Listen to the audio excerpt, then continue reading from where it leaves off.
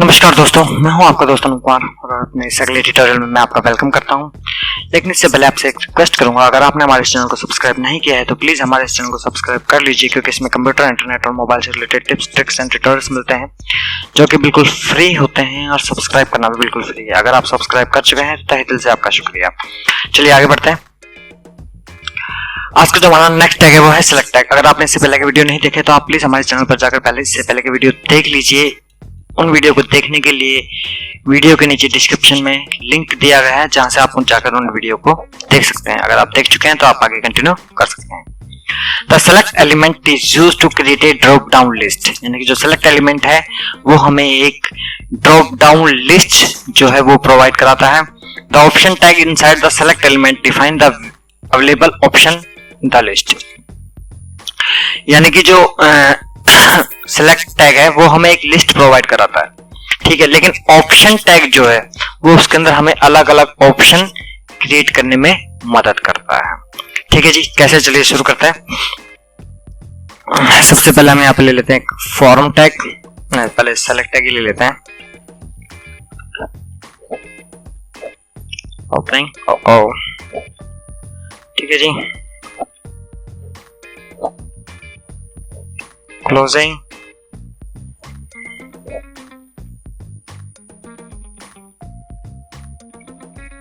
Save किया और इसे रन करा के देखा।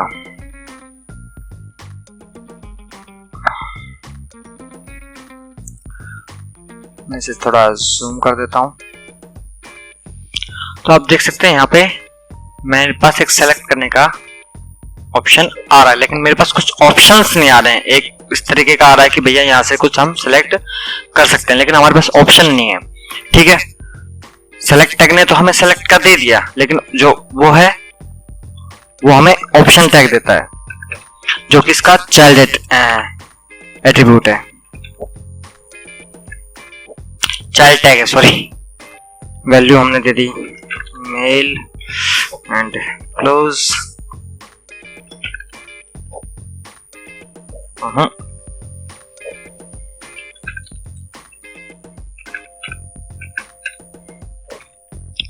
ऑप्शन टैग ओपनिंग,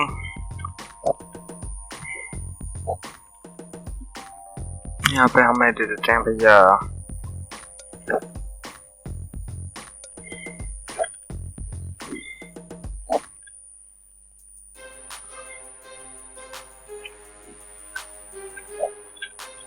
अदर, और यहाँ पे भी हम दे देते हैं अदर, ठीक है जी। हम इसे रिफ्रेश करते हैं तो आप देख सकते हैं यहाँ पे हमें अलग अलग वैल्यूज मिल रही हैं। एक हम एक काम करते हैं, यहाँ पर एक ऑप्शन और दे देते हैं,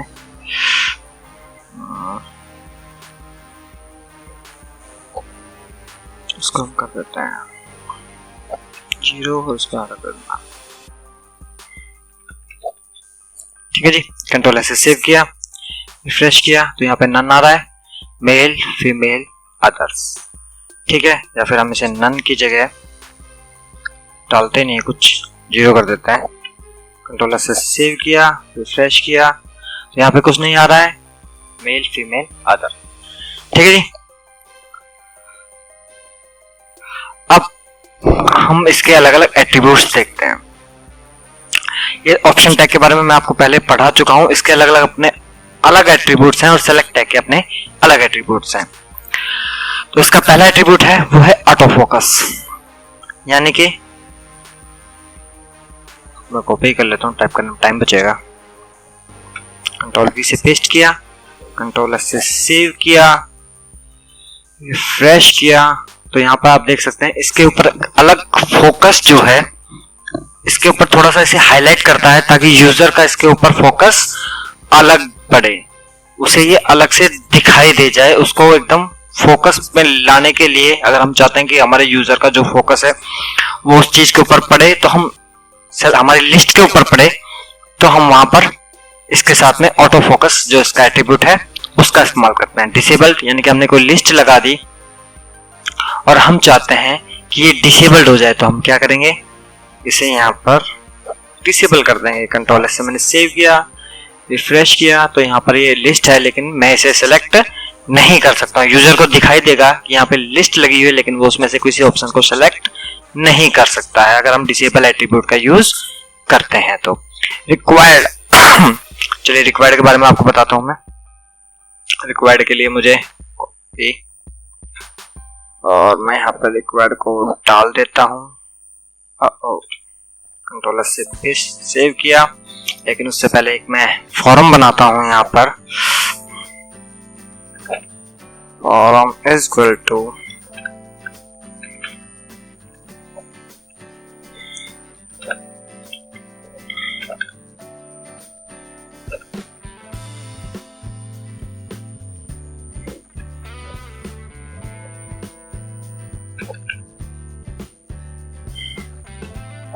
सेव किया, सिलेक्ट से नीचे आ गए,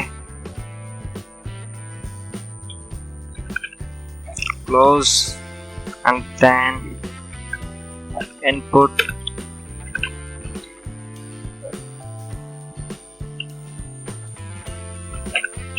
सबमिट, सेव, रिफ्रेश। अब यहाँ मैं सबमिट करूंगा तो देखिए please select an item in the list, male then submit. अब ये सबमिट हो गया है, ठीक है जी। लेकिन सबमिट कम हो रहा है,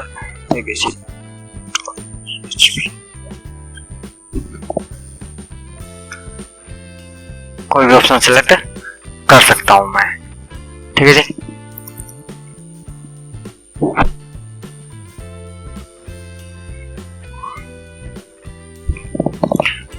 सबमिट हो गया, लेकिन अगर मैं इसे रिफ्रेश करूं और इसे मैं अब करूं तो फिलहाल बिना सेलेक्ट किए ये आगे मुझे नहीं जाने देगा। अगर हम यूजर चाहते हैं कि यूजर इसे कम से कम सेलेक्ट करे, इसमें से कोई भी एक ऑप्शन सेलेक्ट करे ही करे, उसके बगैर वो फॉर्म सबमिट ना हो, तो हम यहाँ पर रिक्वायर्ड एट्रीब्यूट का यूज करते हैं कि ये रिक्वायर्ड है, कंपल्सरी है भैया, सेलेक्ट तो करना ही पड़ेगा, चाहे कुछ भी करो, ABCD कुछ भी आप सिलेक्ट करो, ठीक है जी। उसके बाद है नेम। नेम से पहले मैं आपको मल्टीपल के बारे में बता देता हूँ। मल्टीपल में जब हम यहाँ पर मल्टीपल डालते हैं, कंट्रोल से सेव करते हैं और इसे रिफ्रेश करते हैं, तो यहाँ पर आप देख सकते हैं अलग अलग वैल्यूज जो है हमारे सामने, तीनों की तीनों जो इसकी वैल्यूज है वो लिस्ट के अंदर हमें दिखाई दे रही है। और हम चाहें तो मल्टीपल वैल्यूज सेलेक्ट कर सकते हैं, जैसे कि एक को सिलेक्ट किया, मैं कीबोर्ड से कंट्रोल की दबाऊंगा और मैं इसे सेलेक्ट करूंगा और इसे सेलेक्ट करूंगा और सबमिट कर दूंगा, ठीक है जी। यहाँ पर अगर मैं चाहता हूं सिर्फ 2 को सिलेक्ट करना तो मैं 2 को सिलेक्ट करूंगा और सबमिट कर दूंगा, ठीक है जी। तो ये है हमारा मल्टीपल वैल्यू। अगर हम चाहते हैं कि वो हमारे दिए हुए ऑप्शन में, जरूर नहीं आप मेल फीमेल और अदर ही यूज करें, और भी ऑप्शन दे सकते हैं। अगर आप किसी को कह रहे हैं सेलेक्ट योर हॉबीज और उसके अंदर काफी सारी हॉबीज दे रहे हैं, तो आप वहां पर दे सकते हैं कि वो मल्टीपल जो है वो सिलेक्ट कर सके, ठीक है जी। उसके बाद है नेम। नेम एट्रीब्यूट इसके नेम को डिफाइन करने के लिए होता है। यहाँ पे हमने इसका नेम दे दिया, name is equal to gender, ठीक है जी। यानी कि ये जो नेम है ये इसके अंदर PHP के अंदर या सर्वर के अंदर इसकी जो इंफॉर्मेशन है वो कलेक्ट करने के काम में हम इसे लेते हैं। वो इंफॉर्मेशन नेम के जरिए, नेम एट्रीब्यूट के जरिए सर्वर तक, PHP में या सर्वर तक भेजी जाती है, ठीक है जी। अब है नेक्स्ट, मल्टीपल भी हो गया, ये हो गया साइज एट्रीब्यूट। साइज एट्रीब्यूट का क्यों यूज करते हैं? साइज एट्रीब्यूट में हम यहाँ पे, मैं एक काम करता हूँ, यहाँ पे 2-3 ऑप्शन और कर देता हूँ। कंट्रोल से सेव किया, रिफ्रेश किया, तो यहाँ पर काफी सारे नजर आ रहे हैं। हम क्या करेंगे, यहाँ पर डालेंगे साइज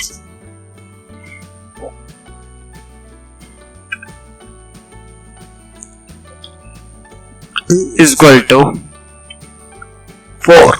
कंट्रोल से मैंने सेव किया, रिफ्रेश किया, तो यहाँ पर यूजर को 4 ऑप्शन दिखाई दे रहे हैं। पहला तो वो नन जो हमने छोड़ रखा है, ये जो नन है ना यहाँ पे ऊपर वाला, कोई ऑप्शन ही हमने इसको नहीं दिया था यूजर को, ठीक है जी। अगर मैं इसको हटा देता हूँ यहाँ से और कंट्रोल से मैं इसको सेव करता हूँ, रिफ्रेश करता हूँ, तो आप देखिए यहाँ पे यूजर को 4 ऑप्शन दिखाई दे रहे हैं मिनिमम, उसके बाद वो ड्रॉप डाउन लिस्ट उसको दिखाई देगी जिससे वो नीचे जा सकता है। अगर मैं यहाँ पे 4 की जगह 3 कर देता हूँ, सॉरी 3 कर देता हूँ, कंट्रोल से सेव करता हूँ, रिफ्रेश करता हूँ, तो उसे सिर्फ 3 ही ऑप्शन दिखाई देंगे। यानी कि साइज के अंदर हम ये बताते हैं कि कितने नंबर्स या कितने ऑप्शंस जो है हमारी लिस्ट में से उसे दिखाई दे। ठीक है जी, आगे बढ़ते हैं हम। अगला जो एट्रीब्यूट है वो है फॉर्म, यानी कि जो एक्सटर्नल फॉर्म है हमने ये यूज किया है। यहाँ पर कंट्रोल एक्स से हम सेव करते हैं, कॉपी करते हैं यहाँ पर, और इसे फॉर्म टैग के हम बाहर यूज कर लेते हैं। ठीक है जी, तो हम यहाँ क्या करेंगे, हम यहाँ पे अगर फॉर्म है टैग जो है इज इक्वल टू, यहाँ हम देते हैं इसको, यहाँ पे हम फॉर्म को क्या कहते हैं, एबीसीडी मैंने ऑलरेडी दे रखा है, इसको देना DEF नाम हमने इसको दे दिया ऐसे ही।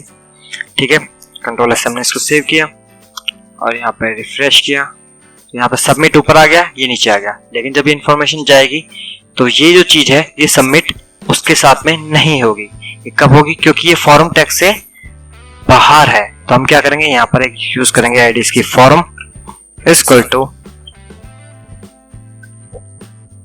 ठीक है, ओहो यहाँ पे मेरे को फॉर्म नहीं देना है, यहाँ पे मेरे को उसकी आईडी देनी थी। कंट्रोल से सेव किया, रिफ्रेश किया, जब हम इसे सबमिट करेंगे तो इस फॉर्म के साथ में ये जो हमारी सेलेक्ट का जो ऑप्शन है, जो यूजर सेलेक्ट करेगा हमारे दिए गए ऑप्शन में से, हमारी लिस्ट में से, वो इंफॉर्मेशन भी उसी फॉर्म के साथ में सबमिट हो जाएगी। ठीक है जी, तो ये था हमारा फॉर्म टैग। एक बार फिर से मैं इसको रिवीजन करा देता हूँ। सेलेक्ट टैग हमें प्री डिफाइंड लिस्ट जो है वो प्रोवाइड कराता है। ऑप्शन टैग उसमें लिस्ट में अलग अलग ऑप्शन जो है वो हमें प्रोवाइड कराता है। ठीक है, इसके अलग अलग एट्रीब्यूट्स होते हैं। पहला है ऑटो फोकस, जो कि यूजर को फोकस देता है, यूजर का ध्यान उसके ऊपर आकर्षित करता है, अगर हिंदी में बोले तो। डिसेबल, जो उस लिस्ट को डिसेबल कर देता है, जिसे यूजर को दिखाई तो देता है वहां पर लिस्ट है लेकिन वो उसे सिलेक्ट नहीं कर सकता है। रिक्वायर्ड में यूजर को कोई ना कोई एक ऑप्शन जरूर सिलेक्ट करना पड़ता है, इसके बगैर वो आगे नहीं बढ़ सकता अगर हम इस एट्रीब्यूट का यूज करते हैं तो। नेम, क्या कहते हैं, नेम हमारे इस क्या कहते हैं ऑप्शन को एक नेम देता है, जो PHP या सर्वर के अंदर एक नेम के जरिए इसकी इंफॉर्मेशन सेंड करता है। मल्टीपल के अंदर हम दी हुई लिस्ट के अंदर से मल्टीपल ऑप्शन सेलेक्ट कर सकते हैं। अगर हम चाहते हैं कि हमारा यूजर जो है मल्टीपल ऑप्शन सेलेक्ट करे, ना कि सिर्फ एक ही ऑप्शन सेलेक्ट करे, तो हम मल्टीपल का यूज करते हैं। साइज के अंदर हम यूजर को बाय डिफॉल्ट जो है एक ही ऑप्शन जो है वो दिखाई देता है, लेकिन अगर हम जब साइज डिफाइन करते हैं तो यूजर को एक लिस्ट के अंदर हम जितने चाहें, चाहे 3, 4, 5, 6 ऑप्शन दिखा सकते हैं साइज एट्रीब्यूट का यूज करके। फॉर्म एट्रीब्यूट जो है वो हम तभी यूज करते हैं जब फॉर्म से बाहर हमारी जो लिस्ट है वो फॉर्म से बाहर हमने बनाई है और हम उस फॉर्म के साथ में उसे सबमिट कराना चाहते हैं, तो हम फॉर्म टैग का यूज करते हैं। ठीक है जी, उम्मीद करता हूँ आपको सेलेक्ट टैग समझ में आया होगा, इसके एट्रीब्यूट समझ में आए होंगे और आपको ये वीडियो पसंद आया होगा। अगर आपको ये वीडियो पसंद आया तो प्लीज लाइक कीजिए, थोड़ा सा शेयर भी कर दीजिए और इसी तरह के लेटेस्ट अपडेट के लिए हमारे चैनल को सब्सक्राइब जरूर कीजिए। मिलता हूँ आपसे नेक्स्ट वीडियो में, तब तक के लिए शुभ रात्रि, जय हिंद।